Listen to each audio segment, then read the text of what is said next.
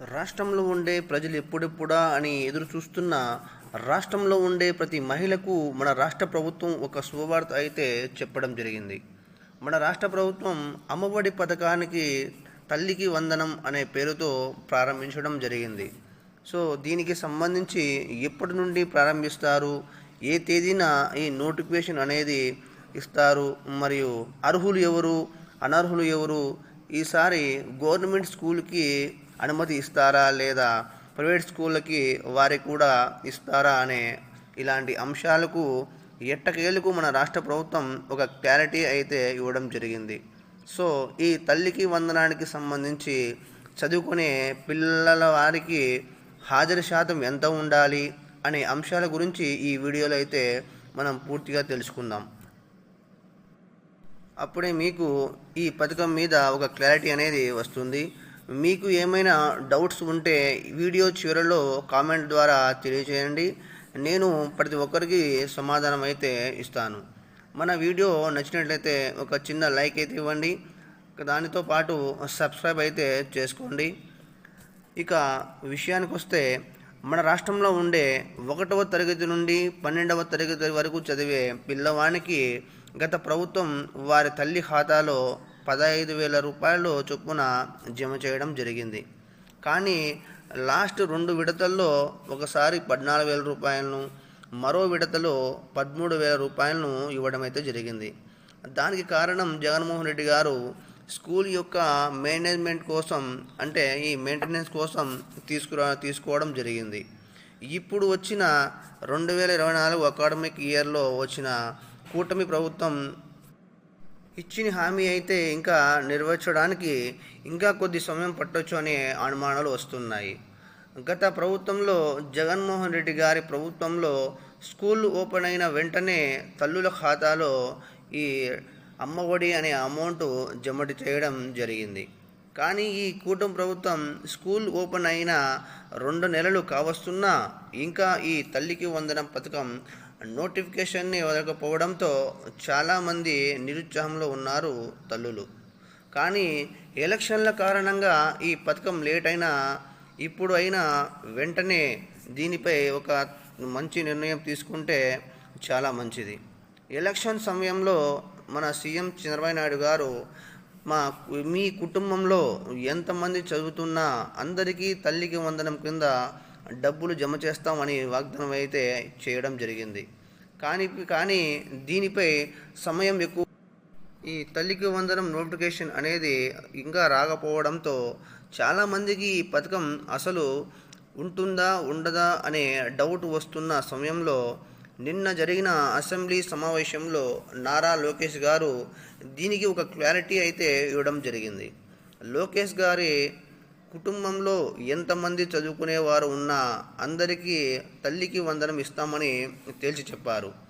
దీనితో పాటు ఈ పథకానికి అమలు చేయడానికి మార్గదర్శకాలు రూపొందించడానికి కొంత సమయం కావాలని, గత ప్రభుత్వంలో జరిగిన తప్పులు మళ్ళీ జరగకుండా చూసుకొని అర్హులు ఎంతమంది ఉన్నా అందరికీ 15,000 ఇస్తామని, దీనితో ఎవరు కూడా సందేహపడాల్సిన అవసరం లేదు అని, అదేవిధంగా ప్రభుత్వ పాఠశాలతో పాటు ప్రైవేట్ పాఠశాలలో చదివే పిల్లవాళ్ళందరికీ ఈ పథకం వర్తిస్తుందని తేల్చి చెప్పారు.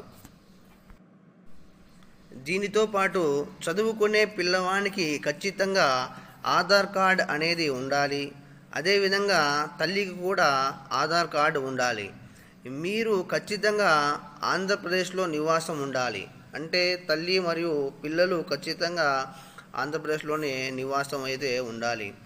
దీనితో పాటు చదువుకునే పిల్లవాడు తల్లి కానీ సంరక్షకులకు కానీ తప్పకుండా ఒకే రేషన్ కార్డులో మరియు హౌస్ హోల్డ్ మ్యాపింగ్లో వాళ్ళు అందరూ ఒకే దాంట్లో ఉండాలి. ఒకవేళ ఈ ఒకే రేషన్ కార్డులో తల్లి పిల్లవాడు ఉన్న హౌస్ హోల్డ్లో వేరువేరుగా ఉంటే వీరికి తల్లికి వందనం యొక్క పథకం అనేది వర్తించదు. ఇంకో విషయం ఏమిటంటే, ఆధార్ కార్డులో తల్లి పిల్లవానికి ఒకే అడ్రస్ అనేది ఒకే విధంగా ఉండాలి.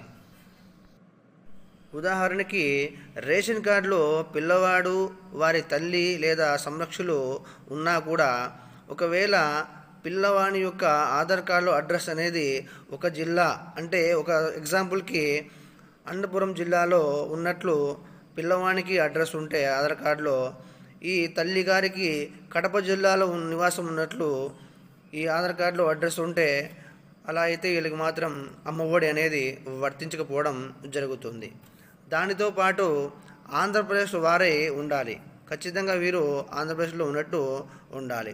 చాలామంది తల్లి మరియు పిల్లవాడు ఆధార్ కానీ మరియు చాలామంది తల్లి మరియు పిల్లవాళ్ళకి ఆధార్ కానీ అడ్రస్లు కానీ రేషన్ కార్డులు అన్నీ ఆంధ్రాలోనే ఉంటాయి. కానీ ఈ పిల్లలు మాత్రం పక్క రాష్ట్రంలో చదువుతున్నట్లయితే వారికి కూడా ఈ పథకం అనేది వర్తించకపోవడం జరుగుతుంది. ఇంకా ప్రభుత్వ ఉద్యోగస్తులకైతే ఈ పథకం అనేది వర్తించదండి.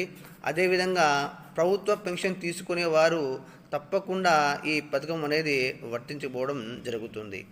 ప్రభుత్వ పెన్షన్ అంటే గవర్నమెంట్ జాబ్ చేసి పదవి విరమణ పొందిన తర్వాత వచ్చే పెన్షన్ అన్నమాట. అంతేగాని వృద్ధాప్యం, వికలాంగులకు వచ్చే పెన్షన్ అయితే కాదండి. వీరికి ఎలాంటి సమస్య అయితే ఉండదు.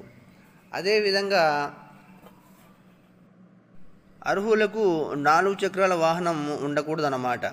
అంతేగాక 4 చక్రాల వాహనంలో ట్యాక్సీ వారికి అయితే పర్మిషన్ ఇవ్వడం జరిగింది. ఆటో కానీ ట్రాక్టర్ కానీ 3 చక్రాల వాహనాలు ఏవి ఉన్నా ఈ పథకానికి అర్హులే.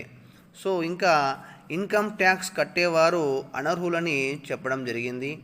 దీనితో పాటు కొన్ని కొత్త రూల్స్ అయితే ఈ పథకం పెట్టడం జరిగింది. అవి ఏమిటంటే, ప్రభుత్వ స్కూల్లో చదివిన, ప్రైవేట్ స్కూల్లో చదివిన ప్రతి ఒక్క విద్యార్థికి హాజరు అనేది ఖచ్చితంగా 75% ఉండాలి. అంతేకాని 74% ఉన్నా కూడా వీరికి పథకం అనేది వర్తించదు అని ప్రభుత్వం తేల్చి చెప్పడం జరిగింది. అంతేకాకుండా కొన్ని కఠినమైన రూల్స్ అయితే పథకం ప్రభుత్వం అనేది తెచ్చే అవకాశాలు కనిపిస్తున్నాయి. ఎందువల్ల అంటే ప్రభుత్వంపై అధికమైన భారం పడనుంది కాబట్టి ఇలాంటి కఠినమైన రూల్స్ అయితే తీసుకురావడంలో ఎలాంటి ఆశ్చర్యపడాల్సిన అవసరం అయితే లేదు.